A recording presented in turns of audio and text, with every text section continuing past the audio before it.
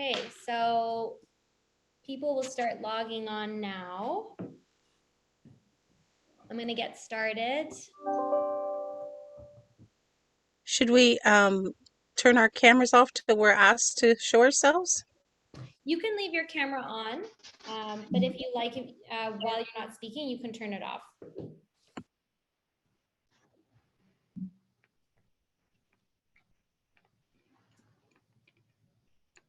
Okay, so welcome everyone. Thank you for being here today. We're excited to engage in a discussion on mobilizing grassroots access to justice initiatives. I want to start with an acknowledgement. So many of us, including me, feel very lucky to call Canada home. And I want to acknowledge and recognize that this country is the traditional territory of many diverse Indigenous peoples who called this land home before the arrival of settlers. And many Indigenous peoples still call this land home. I'm sitting in an office building in Toronto, which is located on the traditional territory of the Anishinaabe, Mississaugas, and Haudenosaunee. And I am committed to asking myself the following questions. And I'm encouraging attendees and anyone who is watching this today or who will be watching this later to ask these questions. So, what is the history of the nations who lived in this territory before colonialism? What are the impacts of colonialism? How did I come to be here? And what intentions do I have to disrupt and dismantle colonialism? My name is Shawanaga Marcus. I'm the executive director of Level. Level is a charitable organization with a mission to disrupt prejudice, build empathy, and advance human rights. And I want to thank our event sponsors today, Blake's, Goodman's, and McCarthy Tetro. Thank you for your support of this event. And I just will share an agenda. So we started off with a welcome by myself. We'll then be moving on to an opening prayer with Kim Wheatley. Then we will go into the panel discussion with Sarah McCougry, Victoria Perry, and Cynthia Samertalk. And then we'll be joined by Madam Justice Patricia Hennessy, who will be our keynote speaker. And then we'll close the event. So it's my privilege to be here today with all of you. And I just want to set some ground rules for the event. So feel free to use the Zoom question function for any questions that you have on the event topic. We will have a portion of time at the end of the panelist discussion and then at the end of the keynote discussion for attendees to ask any questions.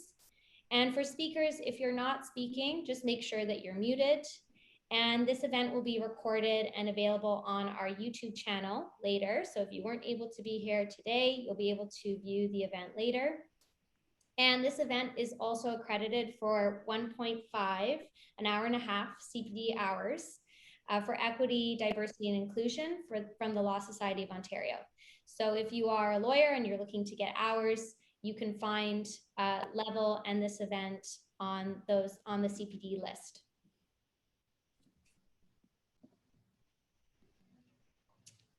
Okay, so I'm going to let Kim introduce herself. Kim, go ahead.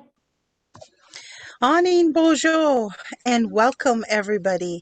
Mijike and Dodam, Shkudenigan Wawaskonen Indishnika, Shawanagan Dunji, Havelock and Dinjaba, Anishinaabe, Quayo, Jibwe, Bodawatami, and Dow. I speak in the language of my ancestors, and I want to welcome each and every person who's able to be present here today. I want to thank Shalane for the introduction, and I told her I would introduce myself today because I was going to talk in my language. Now, I don't know how many of you are language speakers, but whether you're a language speaker or not, know this much.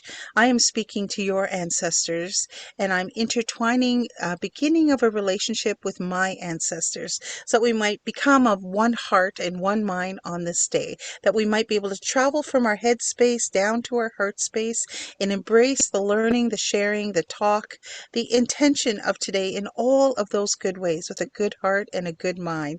When we come together and we begin a journey of opening in a good way, setting the tone of engagement, we always call on some of our relatives And one of the relatives that I'm calling on today is one of the plant beings that helps to center us, helps to ground us. And so I've lit the smudge and I'm going to cyber smudge you. If you've never been cyber smudged before, today is your day.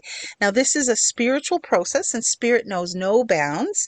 And so it can travel through the wires right over to you to help wrap you up, body, mind, and spirit, in that great care, in that great love, in that protection, in that lightening of your load. You know, it is our custom, it is our practice to remember that we have lots of helpers that are far older than who we are.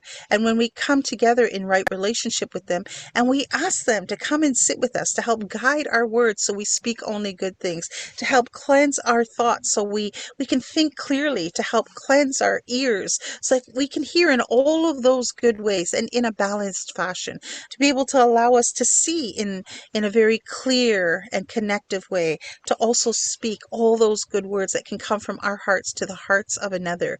When we take this time to bring all of this together, we are practicing what's called self-care. And self-care is a priority. If you have not prioritized yourself today, I hope that at this moment you're breathing nice and deep, that you have both feet on the ground, that you have a drink near you to help quench your thirst and to help you to be alert, to be present in what is about to be undertaken here collectively.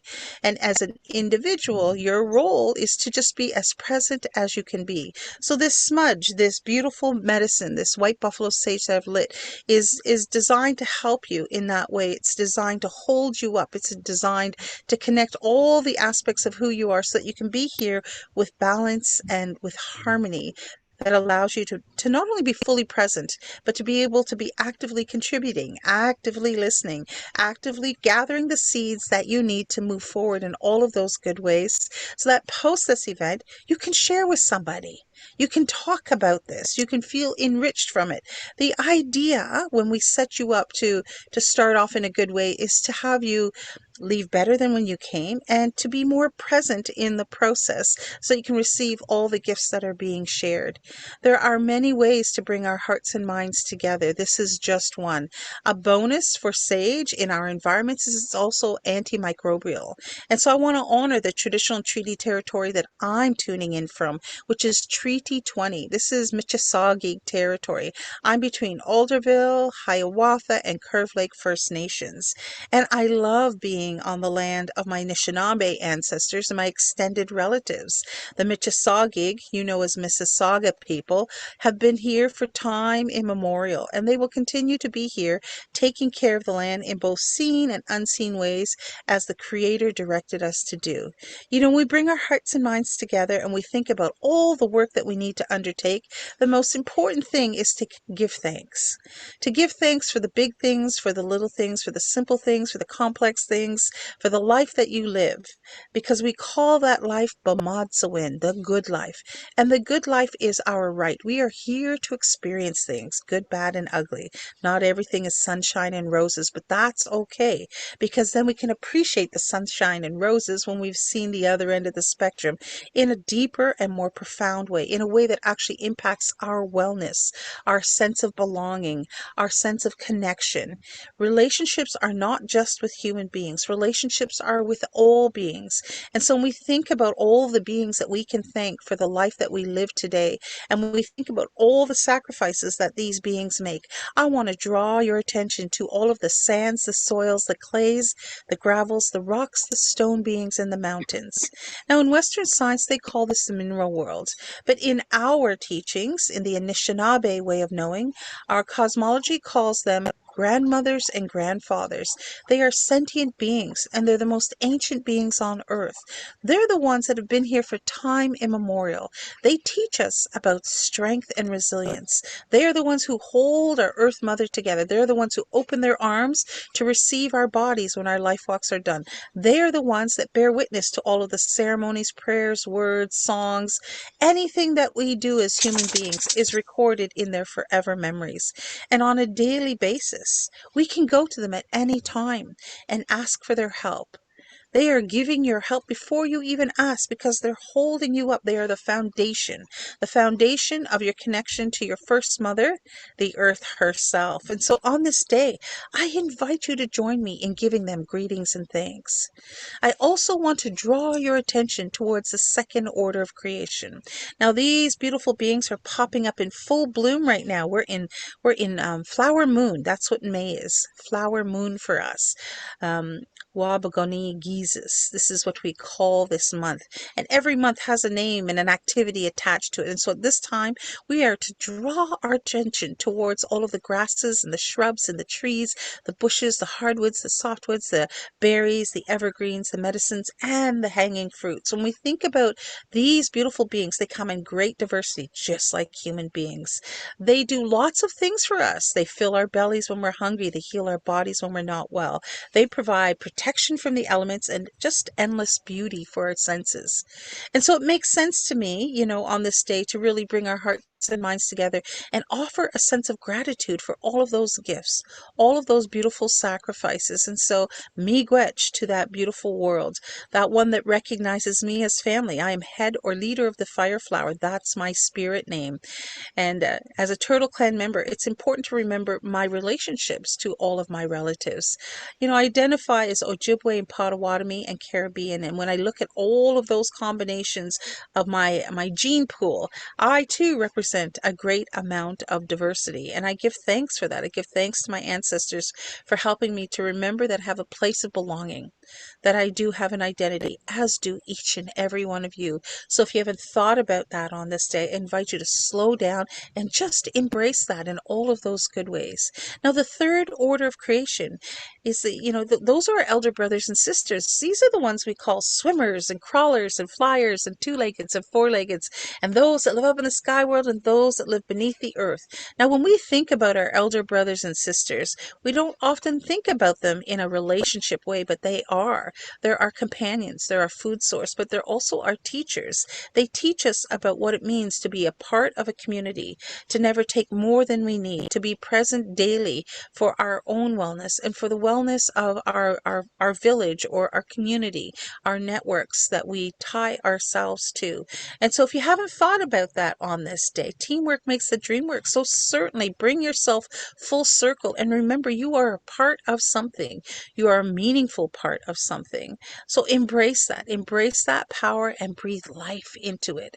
I want to bring our hearts and minds together and thank our elder brothers and sisters for all their sacrifices, for all their teachings, and for their continued companionship. Miigwech to each and every one of you. Now, the fourth order of creation is one that we often assume is, like king of the castle. We create this kind of internal hierarchical view about our relationship to the world around us. And the fourth order of creation is us, the babies. We're actually the babies on the earth, and we're so dependent on those first three orders of creation. We so need their guidance. We need their sacrifice. We need all the wisdoms that are tied into who they are and their ancient lifespans, their very diverse gene pools. And so as human beings, we were given a unique gift that separates us from them, and it's called free will. Free will is very powerful. And so on this day, I want you to think about your free will. How have you used it? How will you use it? Did you know that it's possible to utilize your free will on a daily basis to shape what kind of day you're going to have, what kind of mindset you're going to hold, how you're actually going to receive things, hopefully in your heart space with heart speak. Hopefully you can travel from this place of ego and judgment down to the place of truth. This is the place where spirit talks to us.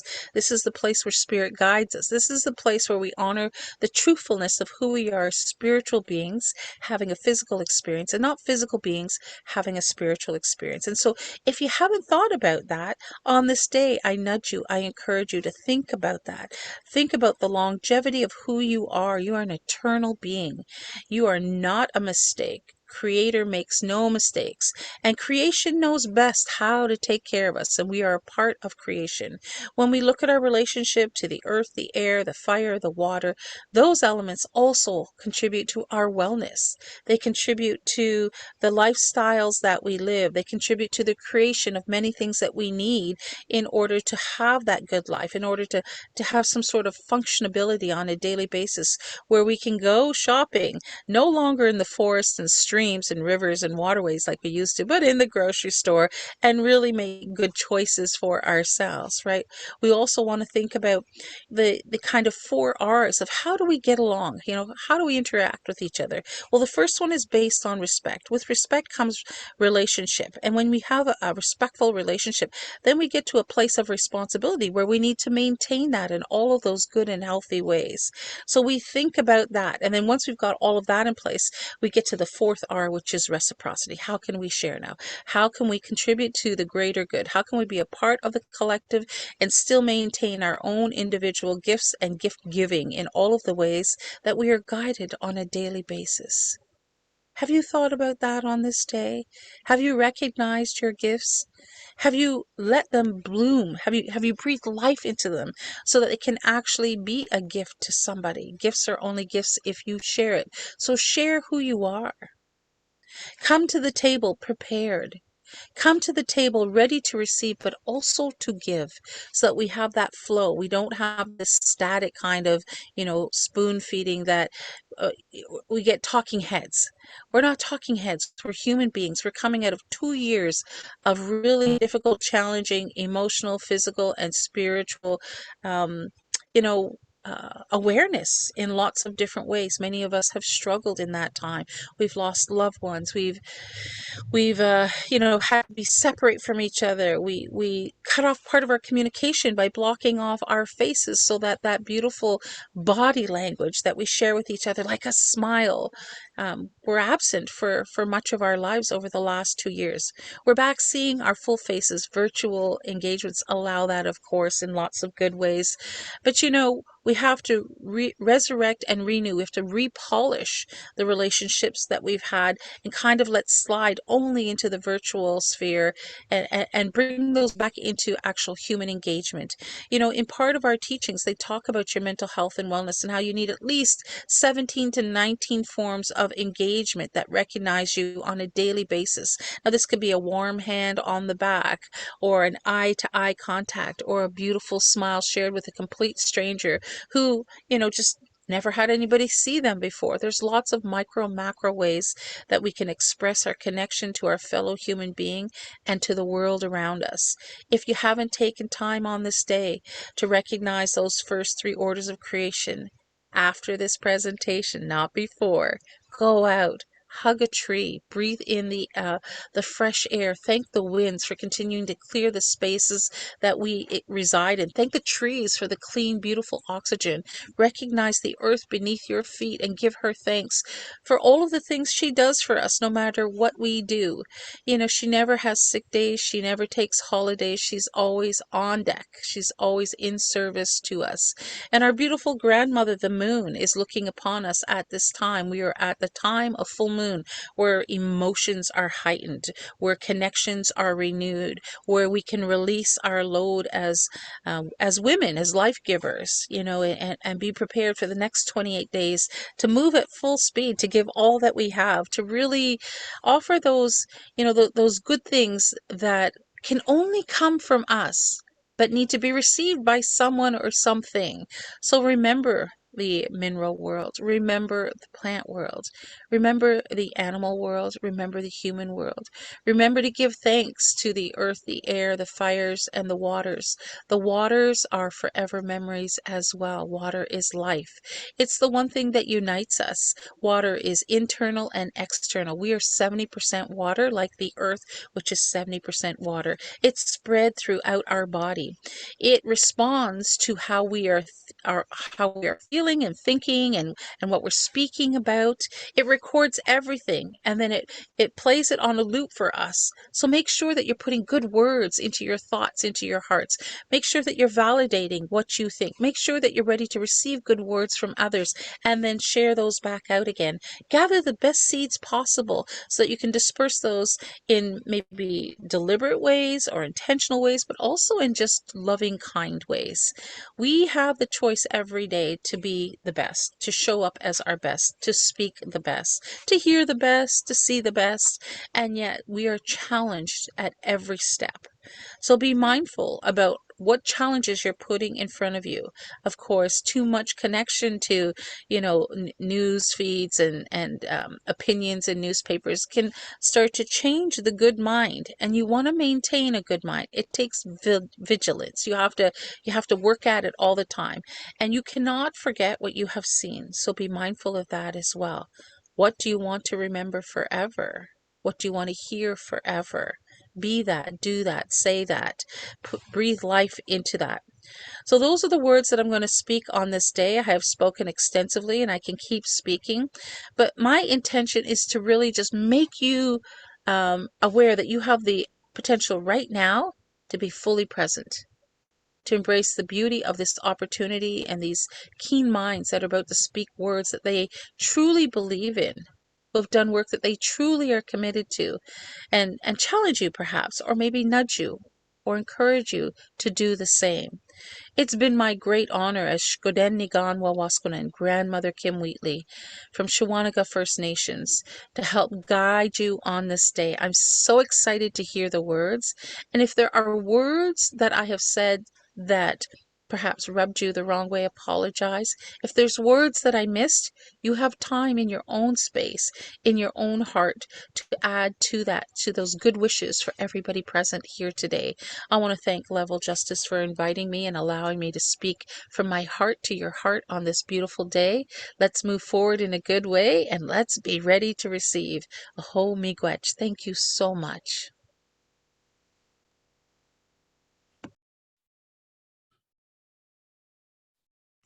Thank you, Kim.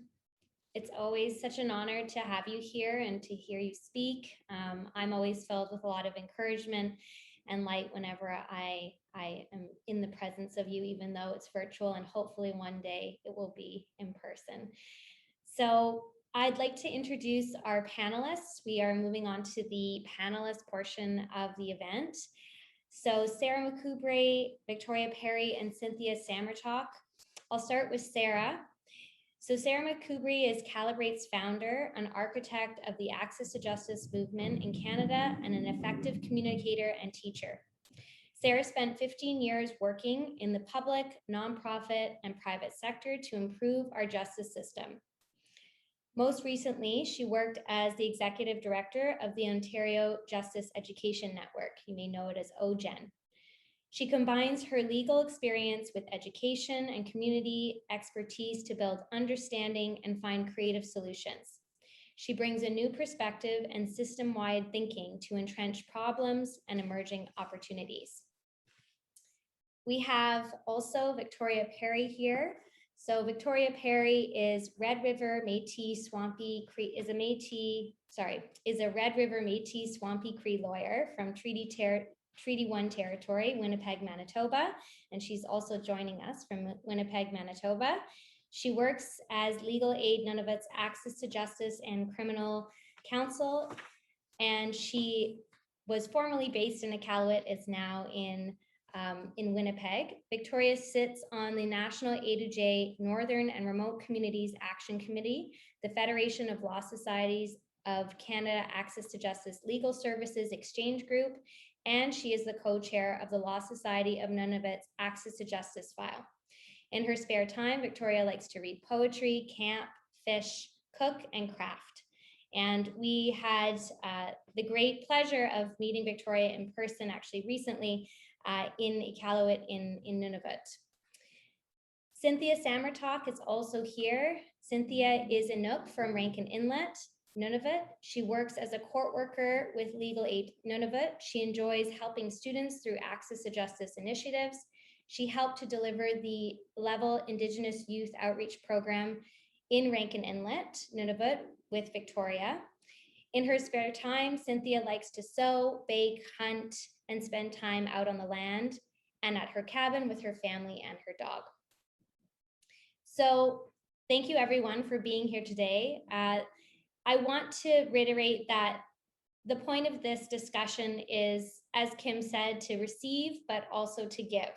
So if you have any questions throughout the time that we're talking with the panelists, just save them for the end, because we will have 10 minutes at the end to allow attendees to ask questions. And I really encourage you to ask the attendees questions, because this is an opportunity to ask experts while they're here. And so please think about some questions if you have anything come to mind during the panel discussion.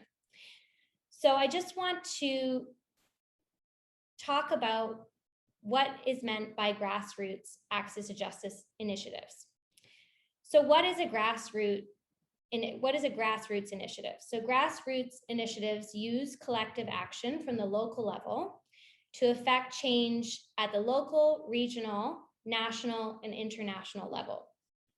And the majority of laws in Canada were created and passed during the colonial period that started in the 17th century. And with a few isolated exceptions in 1867 and for decades afterwards, these laws were enacted and applied and enforced by usually white British men over all others who lived in this country. And so that meant that non-white members of society and women had few rights, faced many legal barriers and otherwise, and still continue to face those barriers. So what I'd like to talk in this discussion, what I'd like to talk about is how can we enact grassroots initiatives to effectively combat these barriers which still persist. So I'll start off with just a question to everyone here. What are some of the grassroots access to justice initiatives that address the need for a fairer and more culturally responsive legal system? So whoever wants to start can go ahead.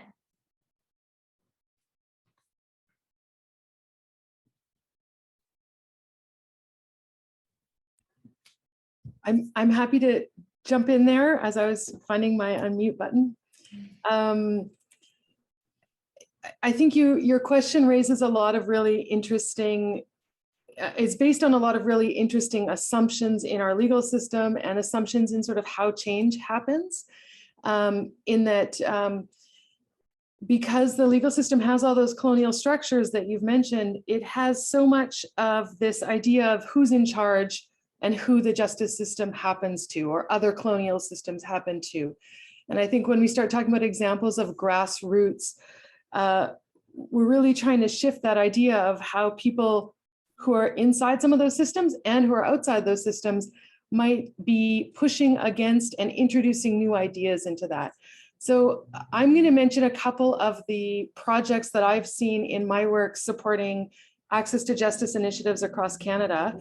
But they're just sort of tidbit examples of where I think there are people who keep one foot in the system and one foot clearly outside of the system, and are, as a result of that, able to really challenge those assumptions, bring in new ideas, and do it in ways that, as you say, start to undermine that kind of the underpinning of those systems. One that comes right to mind right away is an initiative that the Wet'suwet'en have underway with the family supports for children who are either at risk of or have recently gone through a child protection process. And the Wet'suwet'en have developed an approach to family supports that is land-based and that does not accept the time constraints or the family structures of conventional legal systems when thinking about where children are safe and how families should be supported. And I think this is this comes to mind just in terms of that idea of finding ways to connect people to the land and not fitting into the structure that the legal system and in the child protection system have often relied on in terms of how long things should happen, how we assess risk, who are the important people we look at in a family, and who are the rest of those family supports that actually don't have a lot of say. And I think this is a good example of an initiative that has just reasserted control over some of those definitions. Who is a family? What does safety look like? And that's a way in which that small initiative is, as you say, pulling the ground out underneath those colonial assumptions and creating space not only for those children and people involved in that program, but for all of the justice system that's touching that to ask that same question. Why did we make those assumptions? Is there something else we could be doing here? So I think that's an example where something that might not have been thought of as trying to change the whole system is in fact really creating new ways of thinking about relationships that is challenging those colonial assumptions. So maybe I'll leave it there for now. I'll bounce off what Sarah just said, which was imagining new ways to work within those systems. One initiative that the Law Society of Nunavut has right now, I guess it's just coming to a close, it might have come to a close late last week actually, was around the Indian day schools. So there was the claim, and folks who went to or have a relative who went to Indian day schools have the opportunity to make a federal claim for compensation. In Nunavut, though, there is this massive gap in ability to access legal services, especially for the majority of Inuit who live in Nunavut and in smaller communities. The Law Society of Nunavut they identified this gap, and to do this, they reached out to some wills and probate lawyers, which is not under the Law Society's kind of mandate, but they found lawyers who are willing to come in and work with Inuit to help them get wills, find the wills, probate, and bridge this gap so that folks who might have this opportunity to file a claim for Indian day schools then had that access. Without that program, so many folks in Nunavut wouldn't have had the ability to file that claim. We all, or maybe we're not all aware, but Nunavut has very few lawyers practicing within the territory, and even those who are operating in the territory are often financially inaccessible to the majority of Nunavummiut. So this is an important initiative that the LSN took on to, I guess, bridge that gap, create a bit more of a fair system. Great. And maybe we can speak a little bit about, Cynthia, your role as a court worker and how that in itself is an access to justice initiative, if you're comfortable speaking on that.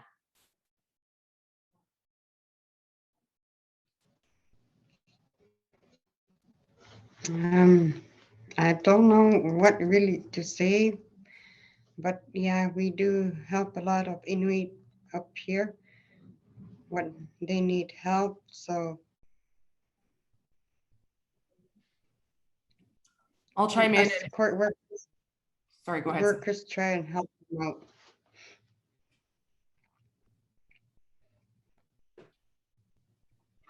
Can Victoria? Go ahead, I Sarah. just jump in on one? I think, even though Cynthia's, I think, being very humble, saying I'm, just describing helping people out, I think we can't overemphasize how important that is. That idea of someone like Cynthia in a court process that listens to people and helps people and makes a scary, intimidating process one in which they feel like someone is on their side, someone is listening to them, someone belongs. I hear the the sort of kindness and humility in the way Cynthia is describing that, but I actually think those are the kinds of initiatives that are actually making a massive change in an individual person's experience of a scary court process. I think that Sarah's exactly right. And one of the roles that Cynthia and all of our court workers at Legal Aid Nunavut have is to provide translation services. We do have, especially in the community, so outside of Iqaluit, a large number of folks who are unilingual and only speak Inuktitut or Inunaktan in the Kitikmeot region. So when we have our court workers, they play such a vital role in making sure that that those individuals feel safe and heard. And also they do kind of a monitor, they take on kind of a monitoring role. There's many different dialects of Inuktitut across Nunavut, and our regional court workers are really integral to access to justice for our clients. Because when we're in court, if the court has brought a translator with them that doesn't speak the specific dialect that's being spoken in that region, and we have a client who's unilingual and everything needs to be translated, and that means some words cannot be translated correctly. And so that person isn't actually understanding the court process. This doesn't happen all the time, but that's not to say that it isn't uncommon. It does happen. And some words maybe Cynthia can give us some examples, but some words can be vastly different from one dialect to the other. It can be the same word, but have completely different meanings.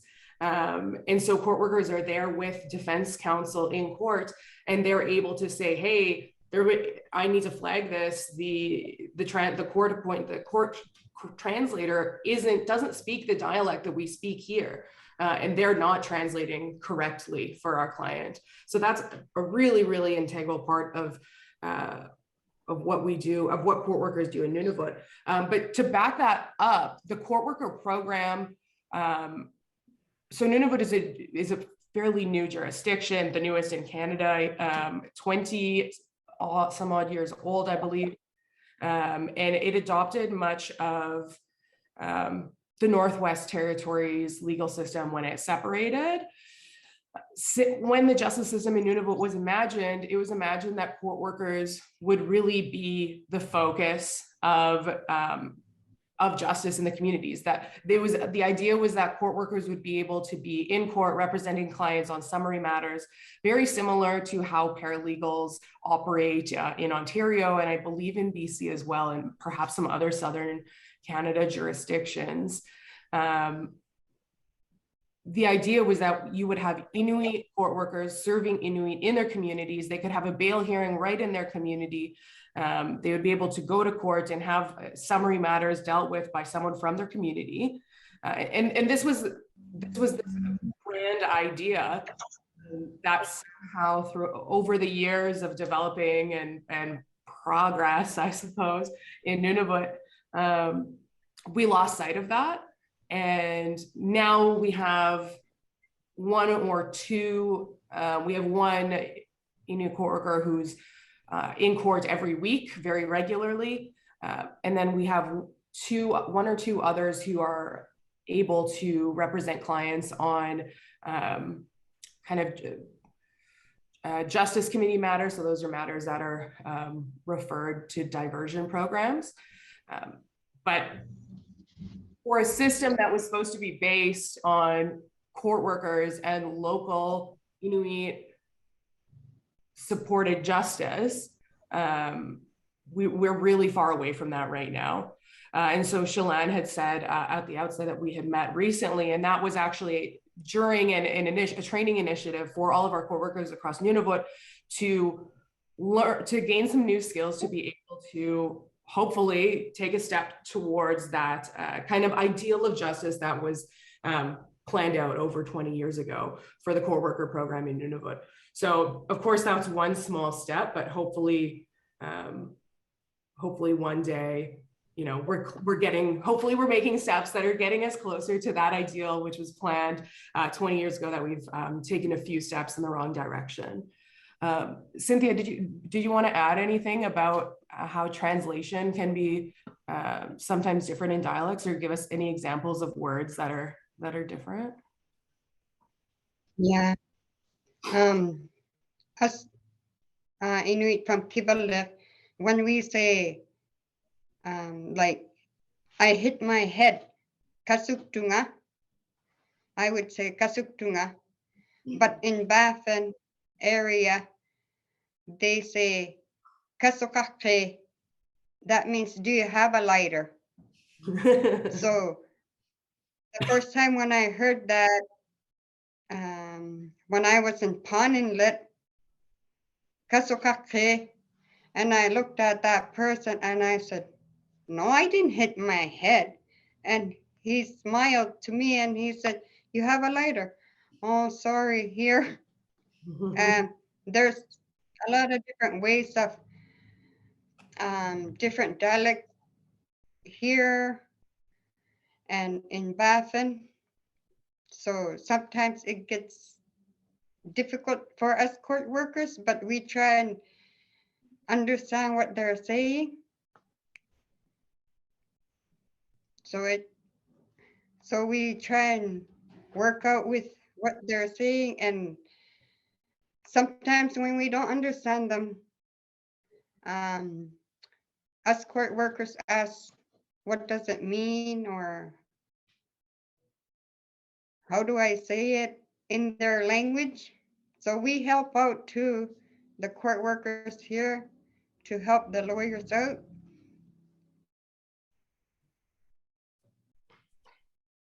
I think it's Cynthia really, I think, hit the nail on the head with that nuance that gets so easily missed when you have colonial justice players such as myself coming into these small communities and trying to find the pursuit of justice when there's all this nuance that we don't understand. And of course, language is only, the tip of the iceberg that we've discussed, touched on so far.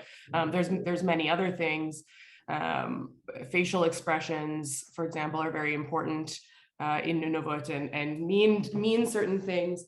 So getting back to this court worker led form of justice, or not getting back to, but I guess getting closer to what the original ideal plan was, I think is very well displayed in what Cynthia just said. And so on this topic of translation and how colonial practices can work to exclude how a justice system can and should function in a local community, I wanted to ask, how does the culture of justice function to exclude? So how do we see the justice system now exclude what is needed at a local level? And then, as a question that's attached to that, how do we talk about a culturally sensitive legal system when the justice system itself doesn't do a good job of analyzing its own legal culture? I'm happy to get us started there. And I think this builds really off of what Cynthia and Victoria were just talking about around language and translation. The justice system has a long history and a lot of traditions and protocols that we think of, or the system has supported, as ways to make things look neutral and fair, without stopping to question whether or not that actually encourages fairness and neutrality, or is that a way of protecting certain people's access to information and control of the system? And it certainly prioritizes, as Victoria just mentioned, the person who has a lot of education, who knows how to speak that very formal legal kind of language. And it really excludes the person who understands their experience just from the messy way that all of our experiences are. We don't subdivide our lives into the criminal matter and the family matter, and we just, things are just complicated, and they're human relations, and they're full of both joys and crisis. And all of a sudden we move into a legal framework, and not only do we have to organize our experiences according to areas of the law that doesn't care about or doesn't value some of the consequences of that, but also the actual language, the protocols, the structures really serve to make some people feel more comfortable and other people feel excluded. And I don't think that the individual people acting in our justice system necessarily want to make people feel excluded, but I think it's sort of like questioning the water you swim in. They've been a part of it for so long that perhaps they don't see the way that other people, in fact, are not even asking for help, because those markers of power and authority just are so intimidating. And I think we certainly see that when we look at the experiences of newcomers and refugees who just don't take action on a legal problem, because the gap between their experience and that formal system, added with their experiences of a justice system in the country they've come from, those gaps are just so big. I think we also see it when we look at most often women who are experiencing intimate partner violence. That problem absolutely has a criminal dimension, absolutely has a family dimension, but it also has healthcare and their kids' education and their economic stability. And the fact that the legal system wants to understand these in nice little packages means that often that woman says, I'm not even going to go and ask for help because I'm so scared of what it's going to do to the rest of those parts of my life. And so to take it back to your question about where do grassroots efforts start to challenge that, I think a lot of these activities that we've already been talking about, and there's lots of other examples, often create just this little crack in those assumptions that lets all of those good people working in the system stop for a minute and think, wait a minute, could I have asked a different question? Is there a different way to understand this? Sometimes those changes are going to be small little changes in a specific case. Sometimes it's someone who starts thinking about that, and pretty soon they're the one championing change within their profession, within those structures. Even though the grassroots project didn't know how to change the whole thing, it introduced those different ideas and those new ways of thinking in. I'm sure Cynthia has some experience with this, but I think it's very common when we look at people not sure what to do when they go to family court and not sure what to talk about and how to ask those questions. And that becomes one of those places where bringing a more empathetic, a more human-centered way to understanding the crisis in people's life really is a way of shifting, talking about that culture and shifting that. I'm not sure whether Cynthia or Victoria, in your context, you've comment or examples around some of that.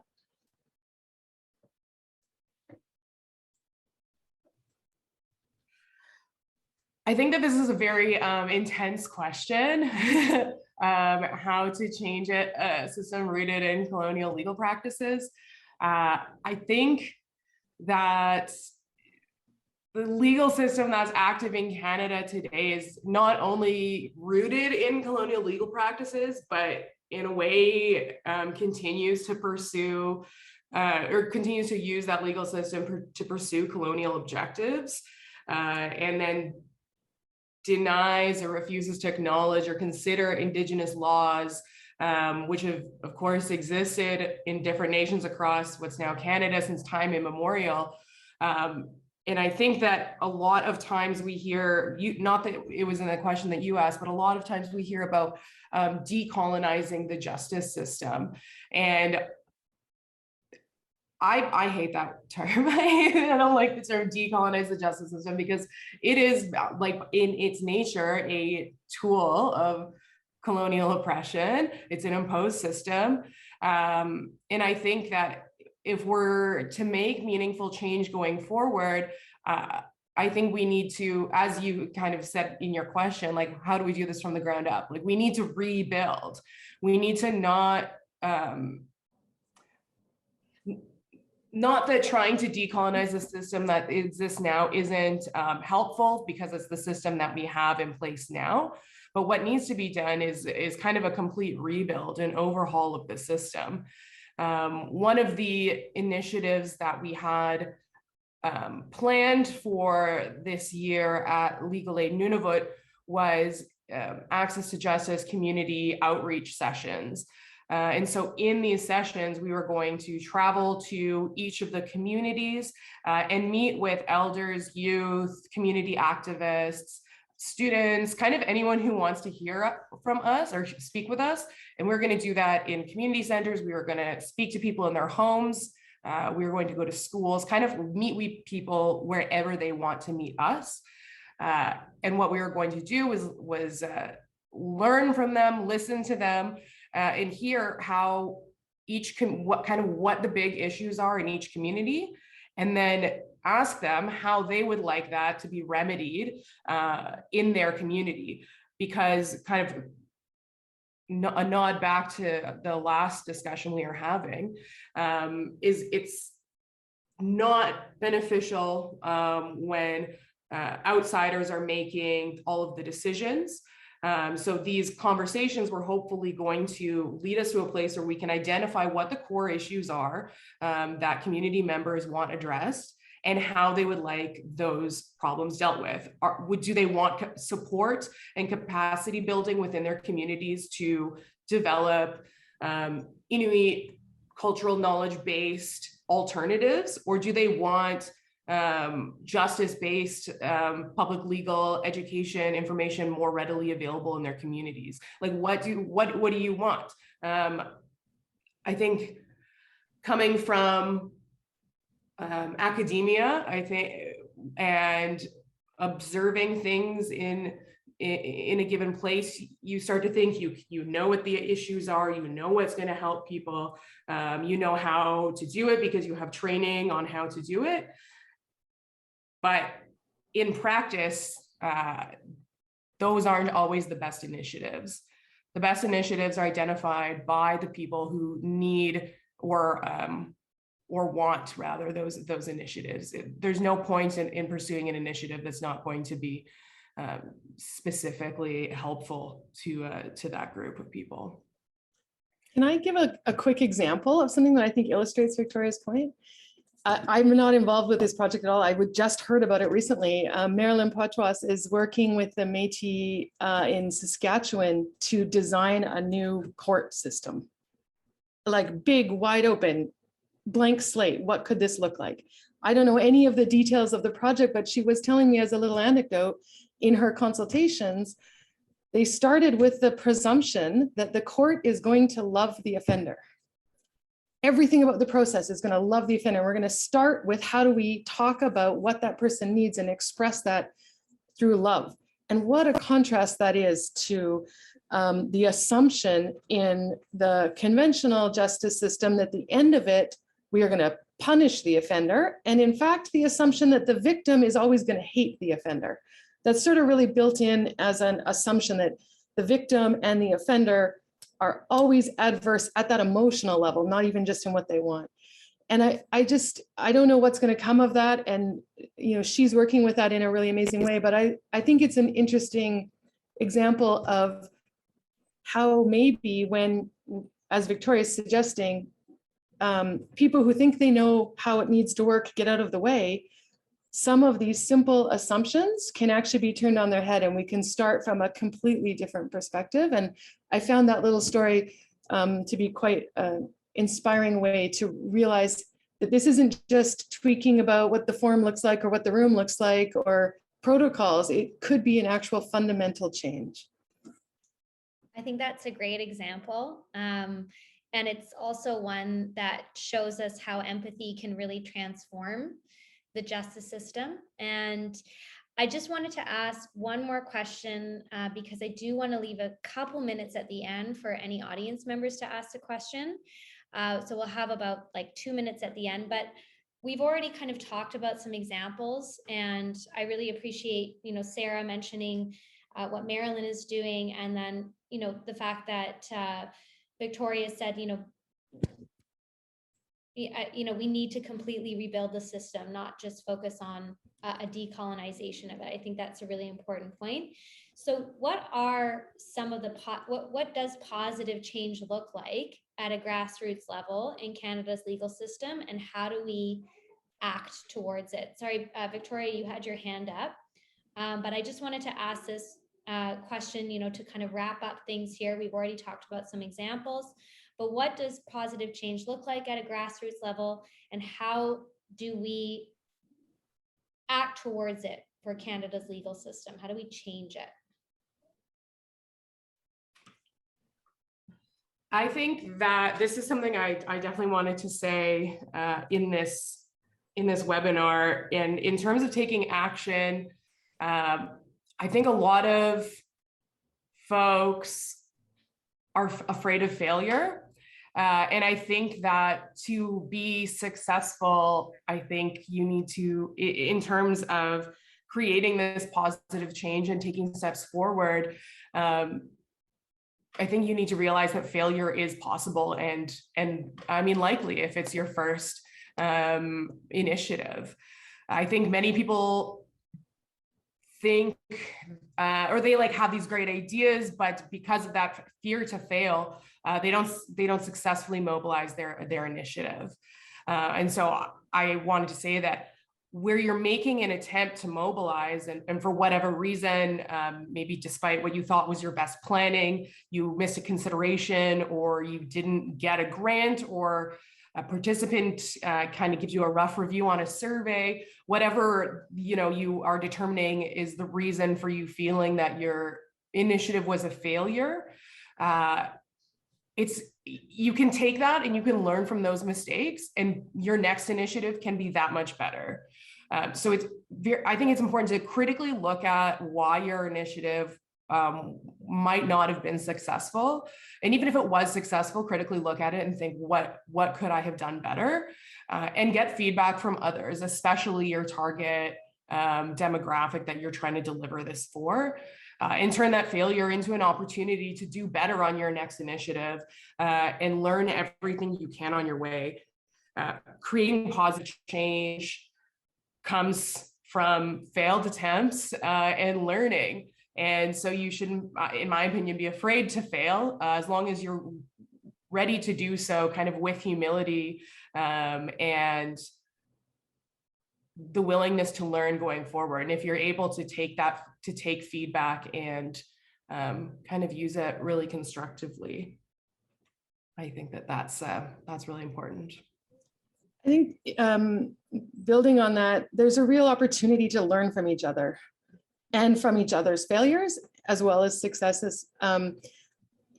In one of I work a lot with the Action Committee on Access to Justice, who track through the Justice Development Goals in Canada, so progress on access to justice. And I can share a link afterwards about that.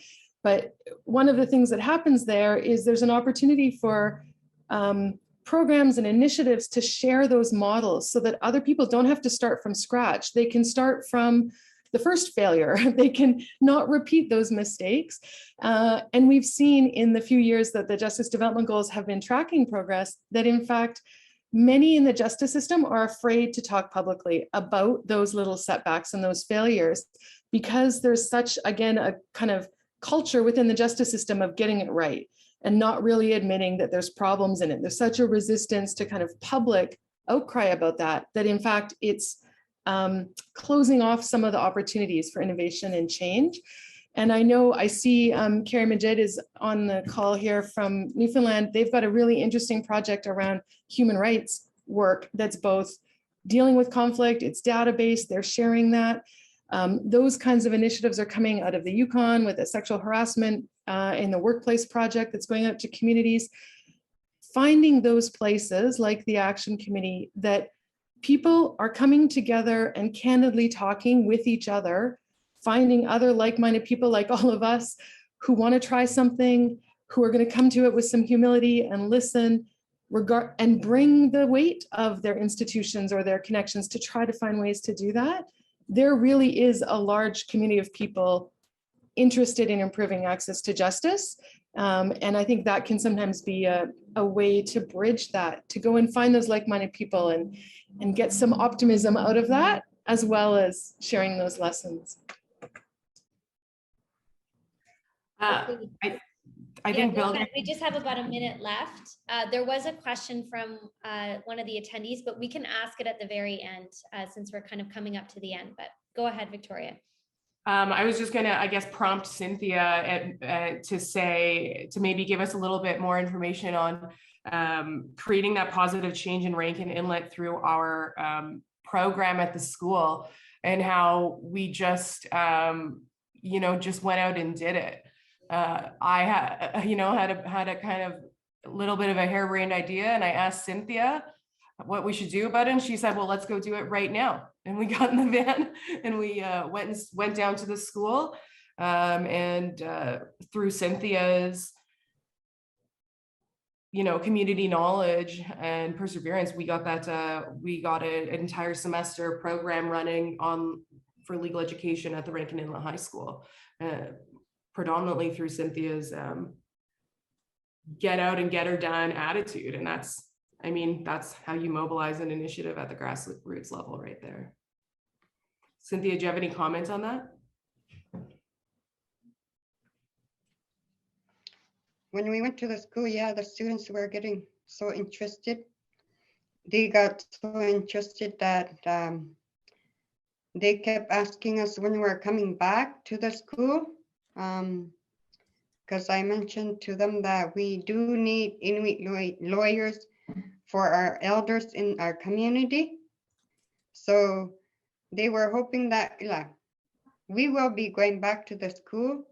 And a few students mentioned to me that they are really thinking about becoming a lawyer. And few of them kept bugging me to come back to the school and get an elder and a lawyer to come back there to speak more about the law. And so it was good to go to the school to speak to the students there. More about the law.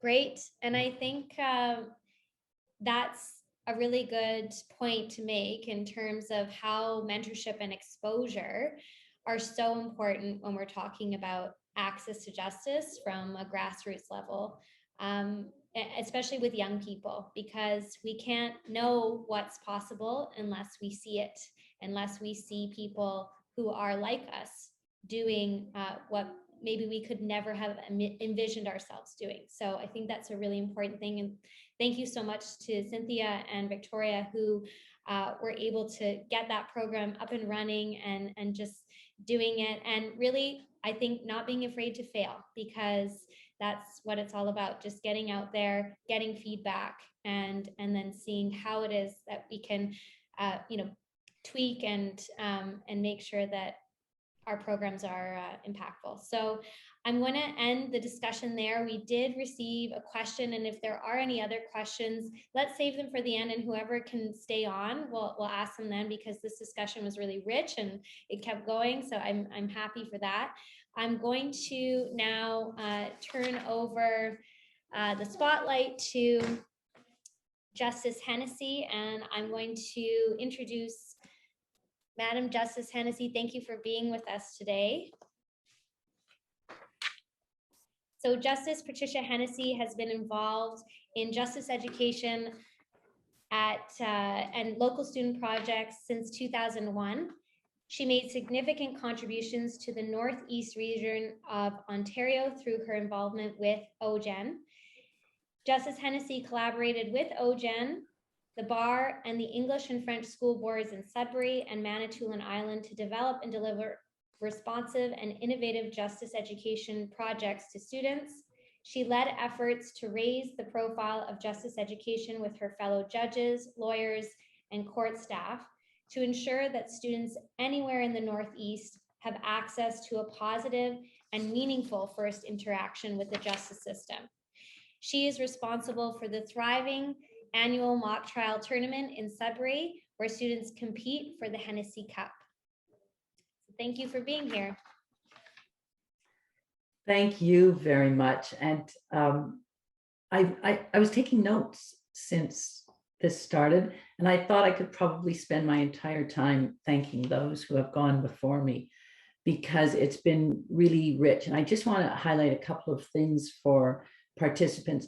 For me, the teaching that we just got from Kim during her opening prayer was part of what I want to talk about in sort of developing cultural competence. And then what we heard from Sarah, who can identify systems issues, really, I think, helps us put even our individual efforts into a context.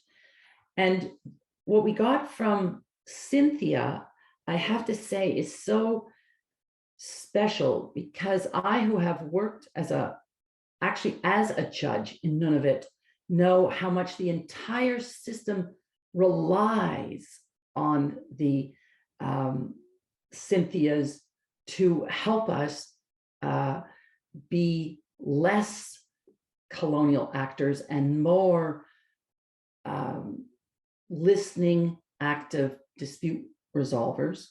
And with Victoria, I just think that the on-the-ground experience helps translate for all of us who aren't there the kind of work that is left to be done. So let me just say thank you to start to all of those speakers. What we have talked about in the panel was how change and action happens to a great extent at the institutional level.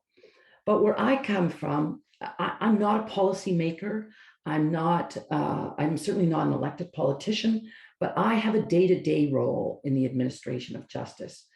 And so if you have a leadership role, whether in the profession or in some institution, you have either the opportunity or the potential or the responsibility to initiate change where you see that it is necessary. But I am also a huge believer that as individuals in our professions and in our community roles, we have an obligation to look at individual change. And we do that. And a number of people just touched on one of the themes I would like to talk about, and that is the humility that comes with the duty to learn. And the duty to learn, judges are embracing this, and we're embracing this duty because we know that the day that we are appointed, we're well rooted in our communities. And for the most part, we're well accomplished in the law, but we're not well rooted in all of the communities that we serve. And that's what we are. We are public servants, and we must serve these communities. And if we only bring to the communities that we serve the values which we have developed in our community with our cultural context, then we are, it's tough to say, but we are culturally incompetent, because we talk about, we're okay saying we have to build cultural competence, but cultural competence assumes that we are not competent in other cultures. And whether we serve the public as legal professionals or in a judicial role, service is what we do. And within the attempts to resolve intractable disputes between people or difficulties in families or in negative social behavior, those disputes will not be successful unless they are solved in a culturally appropriate way. And if the judges all look like me or come from my community, then they won't necessarily know how to be responsive to other communities. But it doesn't mean I give up my job. It means I have a duty to learn. And I cannot learn without the humility, as I can't remember who just said it, Sarah or someone, with the openness to make mistakes, the openness, as I have been, I have to say, reprimanded by an elder, and the openness to make mistakes. One tries to act with respect all of the time, and one does whatever the theoretical learning one can do, but the real learning, in my experience, is experiential learning. It's on the ground and it's in relationship. And if one calls oneself a lawyer or a legal professional or someone who is in the business of serving those who have interactions with the administration of justice or who are brought to the administration of justice, then that service requires a cultural competence. And in different places, that competence that building of cultural competence may take different features. But we must, all of us usually, admit that we have scant experience with communities that we're not originally a part of, with communities that we don't have a lived experience with. We still serve those communities, and we have to do it in a way to the best of our abilities, build on an understanding of their cultural reality. So when I had my early experiences with OGEN working in schools, I realized quickly that there were no kids there from Indigenous communities or from the schools that had primarily Indigenous kids. So how is that going to work? And it was mentioned that there are all kinds of people who don't use the justice system because they don't know it, they don't get it, they don't see it, they don't know how it works. So what I did, and it turned out to be dead easy, was I offered myself to the schools in the First Nations. And schools are always open to people to come in and teach. And what I learned, as one almost always does, is that when I went in to teach, I learned way more than I taught. I learned so much more than I taught. And I stumbled along, and 17-year-olds helped me understand things. And 16-year-olds taught me things that I couldn't imagine learning. And over time, I was invited to ceremony, and I was invited to be part of protocols. And I was invited to sweat lodges. And then I ended up being very involved in a treaty trial. And when we talk about change, and I've been talking about change at a very individual level, we sometimes end up in our careers and our jobs and our professions where we end up having an impact that's greater than our 9-to-5 life. And in this treaty trial, the participants, the lawyers and their clients, wanted to incorporate Indigenous ceremony and Indigenous protocols into what might be called a colonial justice system, a courtroom. And while there's great fear of pushback, when you do your best to make sure that the systems within which you work are respected, I found you can also respect the other protocols of which you know so little. They aren't necessarily the other, they're just the ones you don't know about. And you can incorporate them into the work that you do and the work with which you are familiar, the work which sometimes is full of Latin words and includes me wearing a gown. It can include bringing a feather into the court and saying this feather belongs in this trial. It can include, and now we will take a break and there will be a song to say goodbye. It can include that an acceptance to an evening invitation if certain other protocols are met. For instance, all of the parties are represented. It can include an invitation to accept an invitation to a sweat lodge as a judge, as lawyers. It happened. It happens. It can't happen cavalierly. It can't happen without huge respect for the system in which you work. But there are ways, I think from my experience, that change at the individual level will allow change at a greater level, at a broader, deeper level. And so what I want to do often when I'm speaking to groups is I want to encourage you to have the courage to be humble and the courage to be open, because the learning is so rich and so deep and so unpredictably impactful.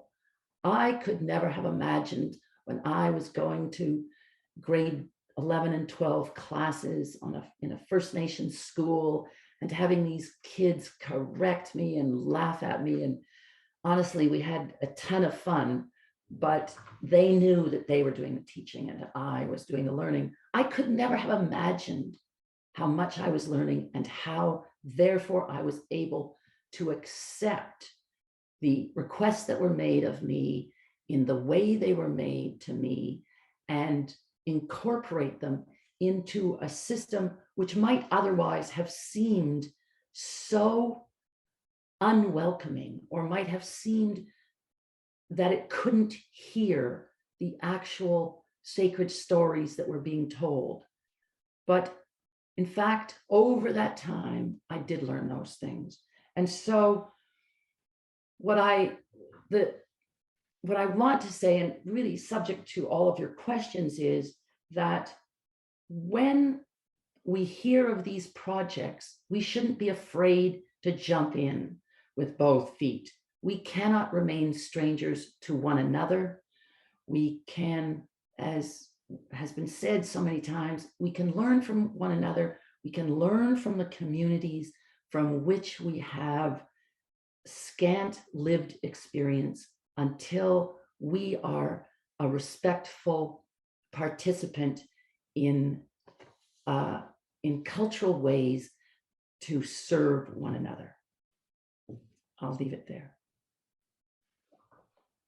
Thank you, Justice Hennessy, for encouraging us to jump in, to be a part of projects, and really to recognize that when we step into an environment, even if we think we might be the experts, we will walk away realizing that there are a lot of other experts out there who may be younger than us, who can teach us a lot. So thank you so much. I want to open up some time to answer questions if there's anyone that has a question. I know there was a question that was posed earlier that we can ask right now.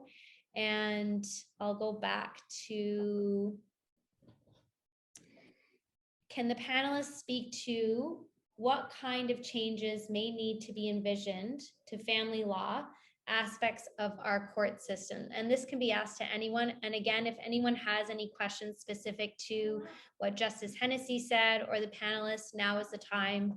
You could submit your questions in the Q&A box below or in the chat. So I'll just repeat this question again. Can the panelists speak to what kind of changes may need to be envisioned to family law aspects of the court system? Anyone can jump in.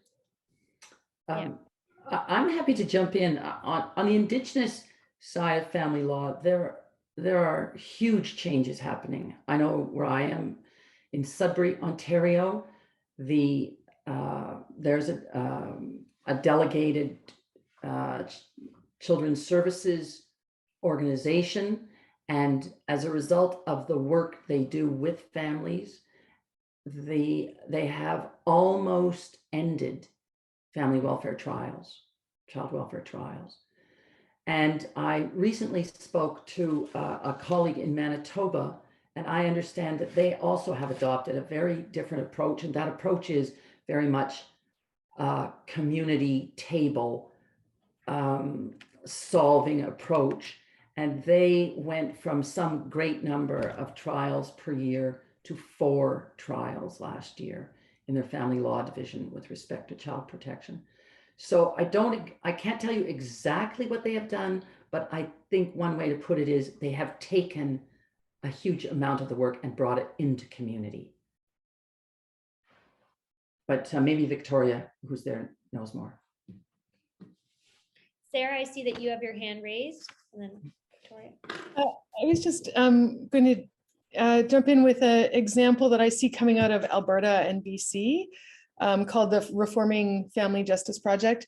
But it essentially has looked at the brain science of how trauma affects brains at a young age, and has really educated people across the justice system about how that affects people. I see glitching. I'm not sure whether you're seeing glitching. Can you hear me okay? You're sort of frozen a little bit, but maybe. How about now? I think it looks better on my end now.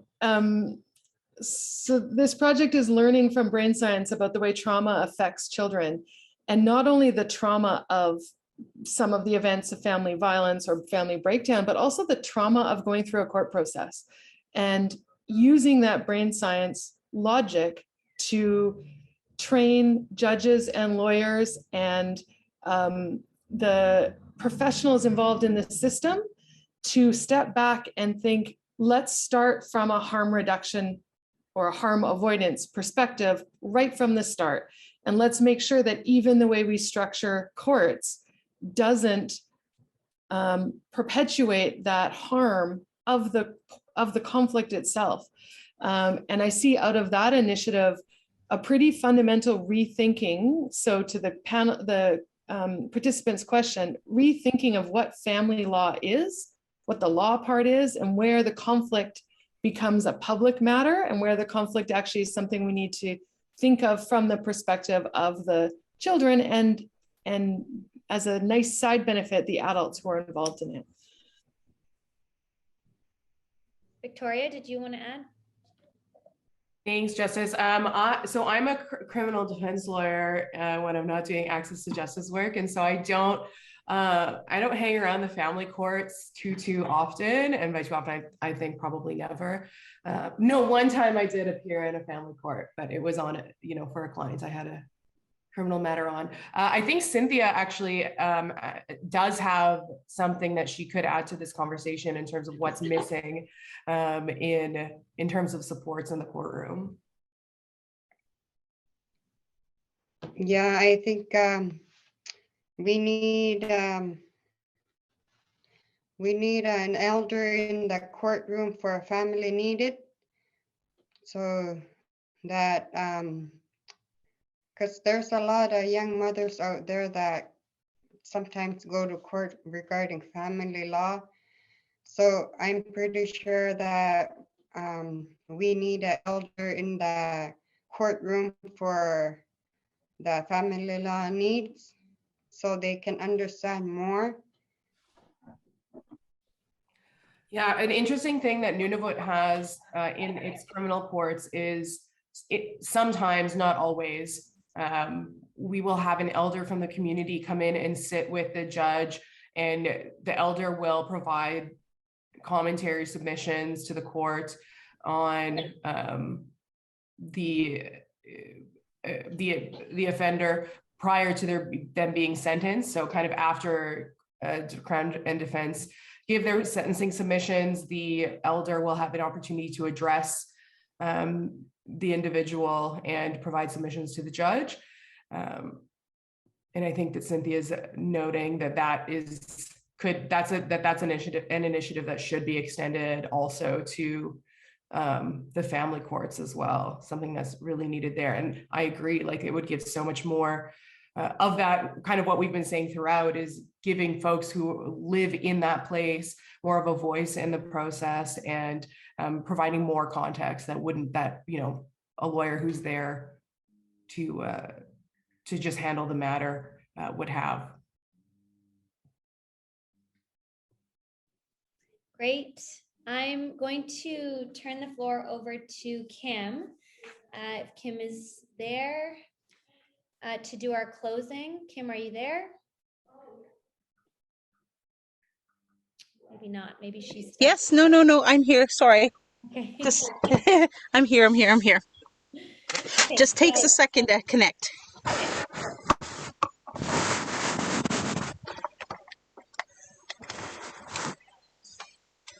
Okay, let's see what we can do here. All right. Wow, it's hard to believe so much time has passed already, and we're already at the closing of our gathering. I want to acknowledge the good words, the kind words, the thoughtful words, the meaningful words that were expressed by each panelist, and the heart speak that came with that, the truth that's embedded in that. I loved listening to solutions. I loved listening to experience. I loved exploring a region of Canada that I'm not entirely familiar with in terms of engagement and how that how that plays out. What does that mean? What does that experience mean? What does the power of justice mean? And how does decolonizing a very colonial space actually manifest?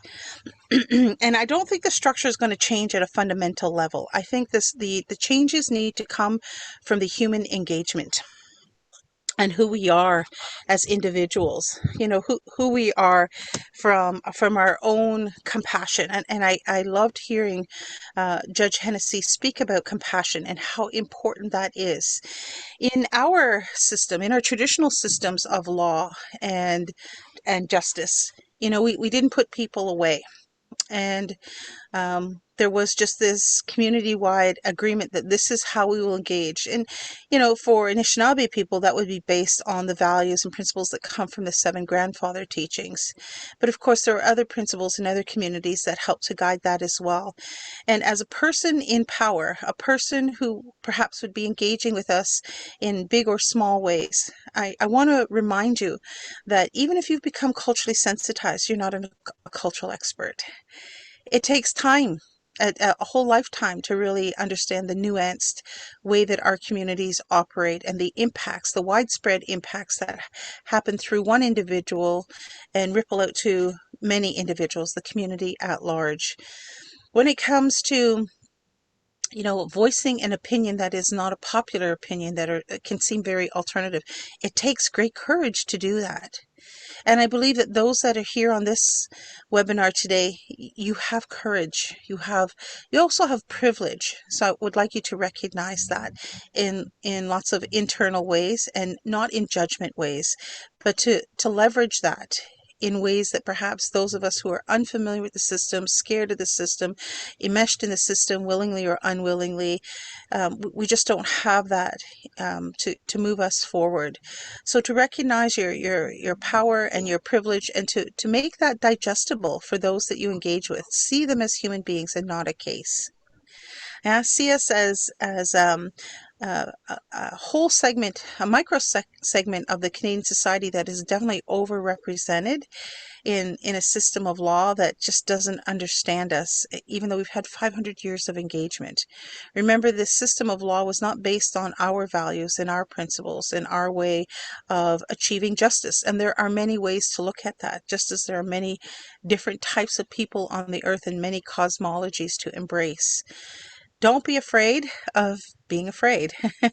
Fear is a really good jumpstart into making perhaps broader decisions, broader perspectives, broader changes, because you can. We have free will. And no, you weren't taught in schools how to navigate these realms. You really are dependent on the wisdoms and knowledge of elders, knowledge keepers, support people who will step forward and say, I will try to help you. So accept the help, ask for the help, even when you think you know, just to be sure, and do your best in all instances. That's the most that we can ever do. And if you make a mistake, apologize. Apologies do go a long way when they're followed up with meaningful action afterwards. An apology just sits as an apology if there's nothing that follows it up. So walk your talk. We've heard this many times before. And there's nothing wrong with making a mistake.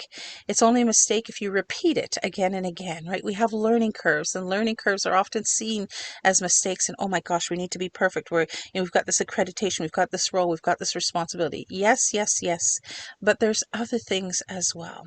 The humanness of engagement, the humanness of justice that serves the greater good and perhaps the individual in true ways, in ways that are connected to things like compassion and understanding and cultural sensitization, are very, very doable, very viable, but also part of the work responsibility that you as an individual and you as a collective need to choose to immerse yourself in, connect yourself to, acquire. And it's not a one-off. It's not a box check. It's ongoing. But I believe in you. We believe in you. We are trusting a system that speaks about justice to be just, to be fair, to be inclusive, to be willing to change the so-called rules to encompass other ways of knowing, so that as we go through these systems, we are actually doing what we intended. Now, I talk about this intent travels ahead of physical action. What you intend is what you will meet. So intend wisely. Intend in a good way. Intend to meet the needs of the greater good and the individual in a harmonious and balanced way.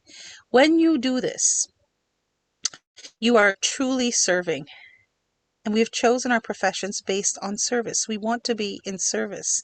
In the role that I'm in, I don't always know what the event is about, but I do know our cultural background and values. I do know that I have relationships with the unseen world and the seen world that are very meaningful to me.